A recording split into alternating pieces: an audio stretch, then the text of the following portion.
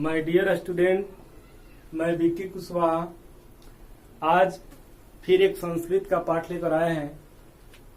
कुछ कारण से इसके पहले वीडियो नहीं बना पाए थे 2-3 दिन। आज हम लोग एक पाठ पढ़ेंगे जिसका नाम है व्याघ्र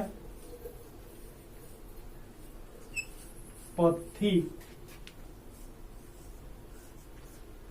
कथा, यानी जो संस्कृत का प्यूसम मोटा वाला बुक है उसमें एक का 10 यानी 11 पार्ट जिसका नाम है व्याघ्र पथिक कथा, इसी के बारे में आज हम लोग पढ़ेंगे।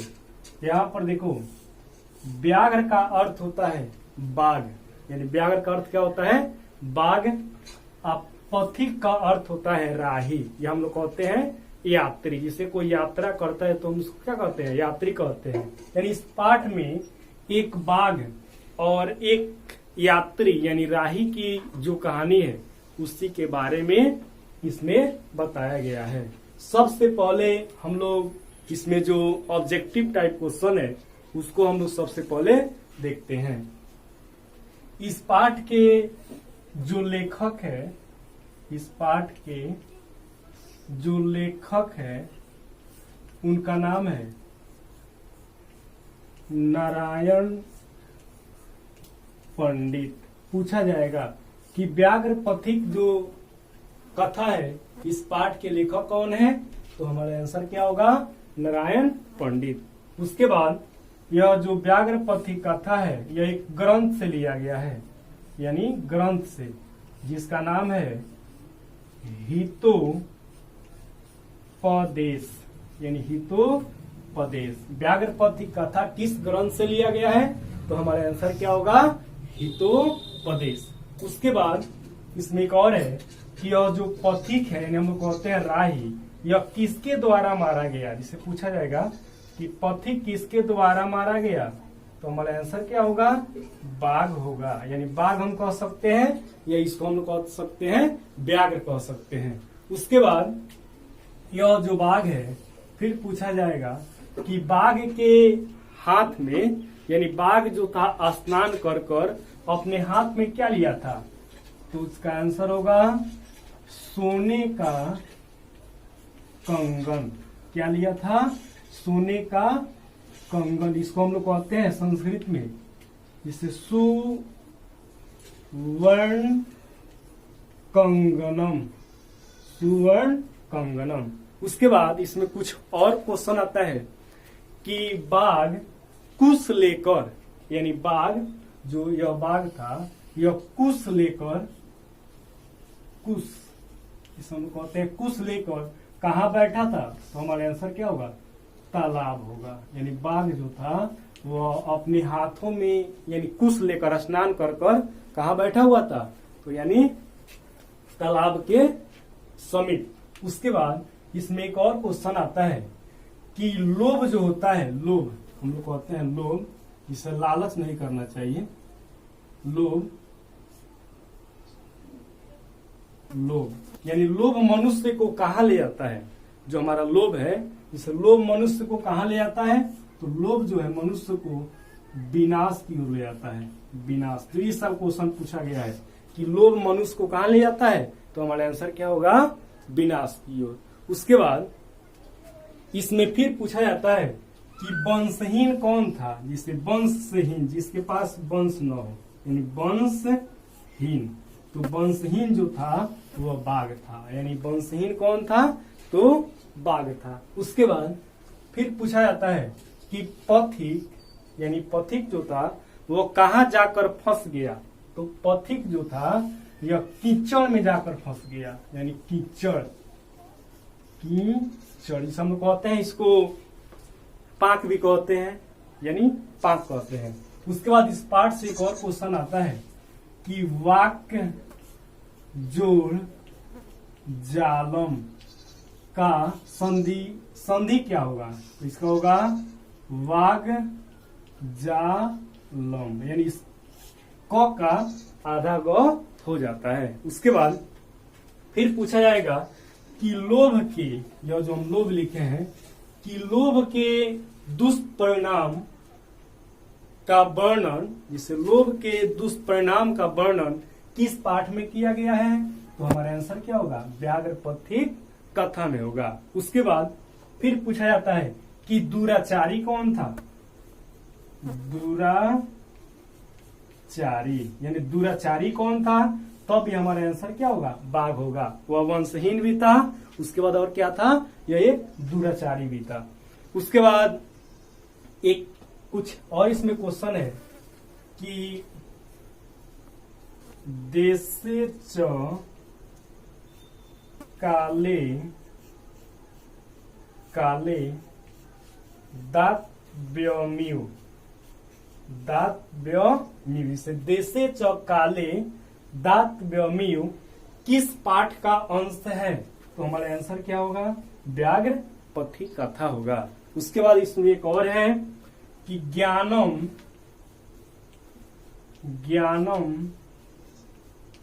भारम बिना, यानी ज्ञान जो है जिससे बताया गया है कि ज्ञानम भारम बिना किस पाठ का अंश है? तो भी हमारा आंसर क्या होगा? व्याघ्र पथिक कथा ही होगा। उसके बाद एक और इसमें क्वेश्चन हम लिखे हैं कि हितोपदेश ग्रंथ से लिया गया है। आखिर इसका अर्थ क्या होता है? मालूम है? नहीं मालूम है? इसको बताते हैं। जिससे हित हेतु उपदेश यानी भलाई के लिए उपदेश। जिसे हितोपदेश का अर्थ क्या होता है?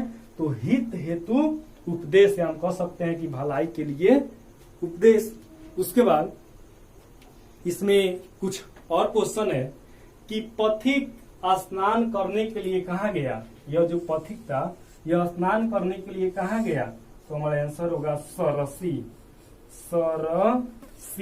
इसको हम लोग कहते हैं तालाब भी कह सकते हैं। तालाब में यानी पथिक स्नान करने के लिए कहाँ गया? सरसी यानी तालाब में। इस तरह इस पाठ का क्या है? ऑब्जेक्टिव टाइप क्वेश्चन है। अब इस पाठ में क्या वर्णन किया गया है उसको हम लोग कहानी की ओर चलते हैं। इस पाठ में जो लोभ होता है यानी लोभ से क्या हम लोग को हानि होती है, पल भर की लोभ के लिए हम लोग अपने जान को गंवा देते हैं, इसी के बारे में इसमें नारायण पंडित ने खूब बारीकी से वर्णन किया है कि लोभ जो है सभी पापों का जड़वत है। जिसे कहा भी गया है कि अगर अमृत के संसर्ग में अगर थोड़ी सी विष की मात्रा आ जाए तो मृत्यु जो है वो क्या है? निश्चित है। इस पाठ में सारी बात कौन बताते हैं? यानी नारायण। देखिए सॉरी यहाँ पर गलत किया है, इसका होगा नारायण यानी नारायण पंडित, इन्होंने यह बताया है। जिससे हम लोग लोभ पर कितने गाने भी सुने होंगे। जिसे एक और बात होता है कि पशु पक्षी पर जो भी कहानियां लिखी जाती है, जिसे हम लोग फिल्म में देखते हैं, तो फिल्म देखते हैं बहुत अच्छा होता है। ठीक उसी प्रकार इसमें एगो बाघ एक पथिक यानी यात्री कहानी है, जिसे हम लोग फिल्म में कहते हैं कुंदन मिथुन का कौन कौन है। तो जो जानवर से फिल्म जुड़ा होता है या कोई भी घटना होता है बहुत अच्छा लगता है, यानी बच्चों के मनोरंजन के लिए होता है। तो लोग पर कितने गाने भी हम लोग सुने हैं, जिसे बता रहे हैं थोड़ा सा। एक आता है कि बाप से लड़े बेटा, बेटी लड़े माई से, देख न लड़ तारी ननद भौजाई से, दुनिया के रीत देखी, दुनिया के रीत देखी, मन घबराता विधाता। मन इस तरह हम सुनते हैं, जिससे यह क्या है? एक लोभ के कारण कि बाप से बेटा लड़ता है, मन इस तरह हम लोग सुनते हैं। और हम लोग कहानी की ओर चलते हैं।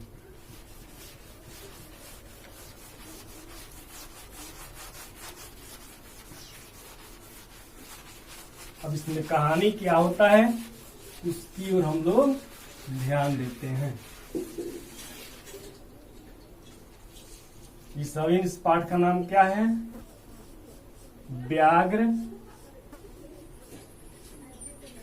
पथिक कथा। यानी इस पाठ का नाम क्या है? व्याघ्र पथिक कथा। हम इसके पहले बता चुके हैं कि व्याघ्र का अर्थ होता है बाघ, यानी व्याघ्र का अर्थ क्या होता है?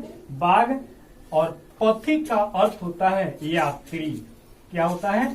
यात्री। हम एक और बताए हैं कि राही, जो राह में चलता है उसको हम क्या कहते हैं? राही। यानी इस पाठ में यही दोनों क्या है? कहानी है। अब इसको हम देखते हैं इस पाठ में किस तरह कहानी बनती है। जैसे इसमें क्या करता है, यह जो बाघ है बहुत बूढ़ा है, यानी यह अपने से शिकार नहीं कर पाता है, जिसके कारण यह क्या करता है? अपने दिमाग को थोड़ा चलाता है कि हम किस तरह दिमाग लगाए कि हमारे पास जो भोजन है वो अपने आप ही क्या हो, यानी चल कर आए। तो क्या करता है बूढ़ा बाघ? क्या करता है कि स्नान कर कर एक तालाब के किनारे, स्नान कर कर एक तालाब के किनारे, जिसे हम कहते हैं चबूतरा, जिसे पक्का जो फर्श होता है उसको हम क्या कहते हैं? चबूतरा।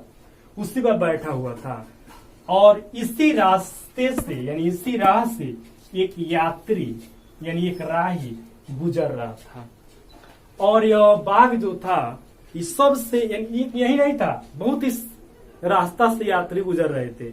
और यह बाघ खाली बोलता था कि भो भो यह कंगनम, जिसे मेरे हाथ में जो सोने का कंगन है इसे कोई ग्रहण करो। तो जितने भी यात्री आते हैं सोचते हैं नहीं, यह एक हिंसक प्राणी है, हम कहते हैं हिंसक प्राणी पर कोई विश्वास नहीं करना चाहिए, क्योंकि वो उसका जब मन घूम जाए तब हम पर हमला कर सकता है। इसको हम लोग कहते हैं हिंसक प्राणी। तो बाघ कैसा था? एक हिंसक प्राणी था। तो इस राह से बहुत लोग गुजरते थे और हमेशा बोलता था कि सोने के कंगन को क्या करो? ग्रहण करो। तो जितने भी राही थे वो सब इस बात को देखते थे, नहीं यह हिंसक प्राणी है, छोड़ देना चाहिए। लेकिन क्या होता है कि एक यात्री इस लोभ जाल में फंस जाता है और यह रुक कर देखता है कि भाग से ही सोने का कंगन क्या होता है? हासिल होता है। इन लोभ में फंस रहा है धीरे धीरे, और फिर जब फंस जाता है तो कहता है कि यह सोने का कंगन यानी भाग से ही मिलता है।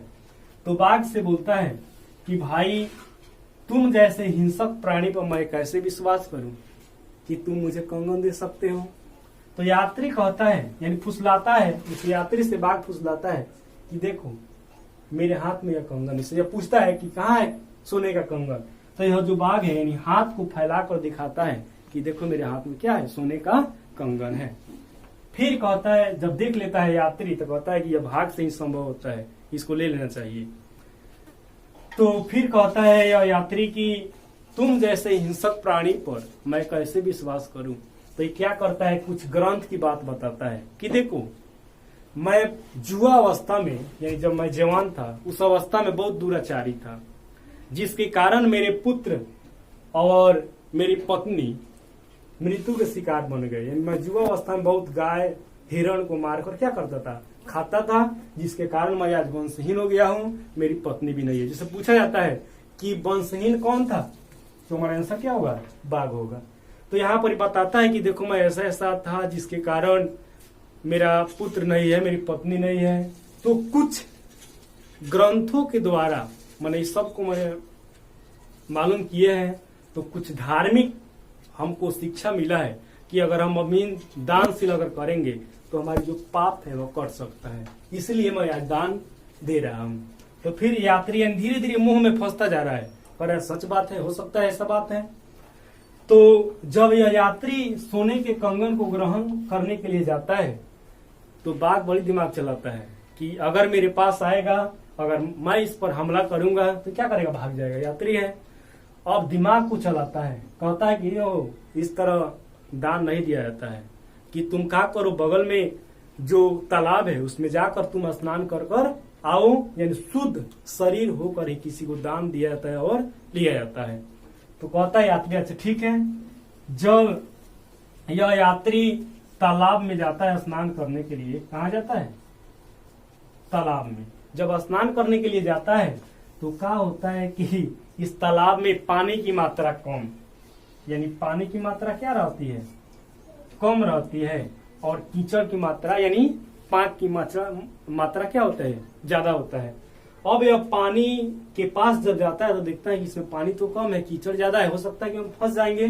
फिर भी यह यात्री जो था यह लोभी बन जाता है और उस पानी में यानी तालाब में जो ही पैर को रखता है, पैर रखते जाता है, तब तक इसका जो पैर है इस कीचड़ में फंस जाती है और यह बाघ साफ खुश हो जाता है कि वाह अब हम शिकार के पात्र कुछ हो गए।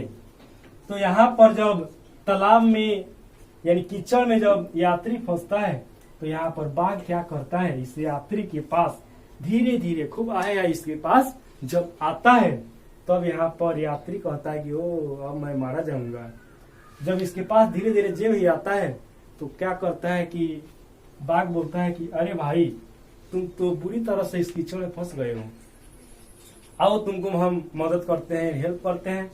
तो यहाँ पर बाघ क्या करता है, हेल्प नहीं करने के लिए आता है, और जब इसके पास आता है तो बुरी तरह से फंस गया, इसमें कीचड़ में से भाग नहीं सकता है, और यहाँ पर बाघ क्या करता है, इसको मारकर खा जाता है। यानी बाघ के द्वारा कौन मारा जाता है, यात्री यानी राही। इसीलिए कहा गया है कि हमें लोभ नहीं करना चाहिए। यानी बाघ के द्वारा कौन मारा गया, यात्री। यही है बाघ और पथिक की कहानी। तो नेक्स्ट इस पाठ का कुछ ऑब्जेक्टिव क्वेश्चन है जिसको हम दिखा रहे हैं।